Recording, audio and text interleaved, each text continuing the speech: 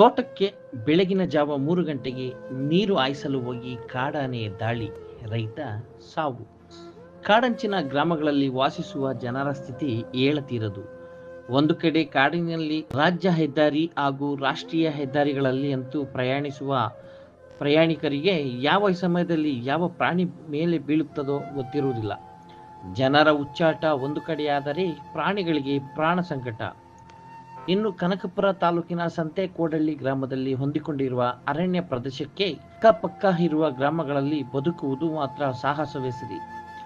ಇಂದು ಬೆಳಗಿನ ಜಾವ ಜಮೀನಿಗೆ ನೀರು ಹಾಯಿಸಲು ಹೋಗಿದ್ದ ರೈತನ ಮೇಲೆ ಕಾಡಾನೆಯೊಂದು ದಾಳಿ ಮಾಡಿ ಸಾಯಿಸಿರುವ ದಾರುಣ ಘಟನೆ ಸಂತೆಕೋಡಳ್ಳಿ ಪೊಲೀಸ್ ಠಾಣೆಯ ವ್ಯಾಪ್ತಿಯಲ್ಲಿ ಪ್ರಕಟಣೆಯಾಗಿದೆ.